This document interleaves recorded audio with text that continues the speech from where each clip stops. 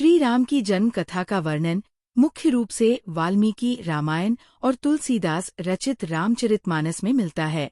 यह कथा भगवान विष्णु के अवतार श्री राम के जन्म से संबंधित है, जो त्रेतायुग में धर्म की स्थापना और अधर्म के विनाश के लिए हुआ। श्री राम का जन्म स्थान अयोध्या, कौशल देश की राजधानी। माता पिता राजा दशरथ और रानी कौसल्या। समय त्रेतायुग, चैत्र मास, शुक्ल पक्ष, नवमी तिथि, रामनवमी के रूप में मनाई जाती है।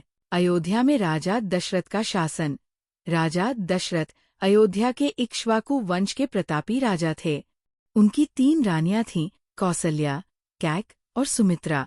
हालांकि उनके कोई संतान नहीं थी, जिसके कारण वे बहुत दुखी थे। पुत्र प्राप्ति के लिए यज्ञ। राजा दशरथ ने संतान प्राप्ति के लिए ऋषि वशिष्ठ और अन्य ब्राह्मणों की सलाह पर पुत्र कामेष्टि यज्ञ करवाया। इस यज्ञ का संचालन महर्षि ऋषिशृंग ने किया।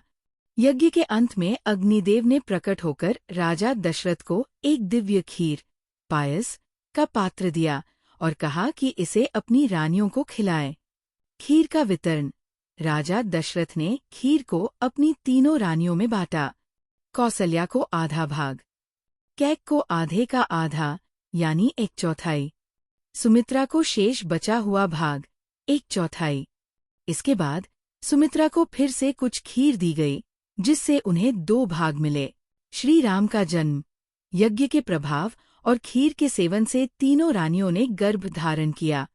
चैत्र मास की शुक्ल नवमी को मध्याह्न में, जब पुनर्वसु नक्षत्र और कर्क लग्न था, माता कौसल्या ने एक अति सुंदर तेजस्वी पुत्र को जन्म दिया।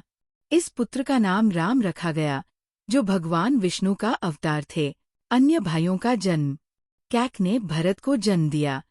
सुमित्रा ने 2 पुत्रों लक्ष्मण और शत्रुघ्न को जन्म दिया। ये चारों भाई एक दूसरे से अटूट प्रेम रखते थे। श्री राम के जन्म का उद्देश्य। श्री राम का जन्म भगवान विष्णु के रूप में हुआ था, ताकि वे रावण और अन्य राक्षसों का वध करें, धर्म की पुनर्स्थापना करें और मानव जाति को मर्यादा पुरुषोत्तम के रूप में आदर्श जीवन का मार्ग दिखाए। रामायण के अनुसार रावण के अत्याचारों से पृथ्वी और देवता दुखी थे, जिसके कारण विष्णु ने राम रूप में अवतार लिया। रामचरितमानस में तुलसीदास जी ने श्री राम के जन्म का वर्णन बहुत ही भक्ति और काव्यात्मक ढंग से किया है। वे लिखते हैं, नौमी तिथि मधु मास पुनीता,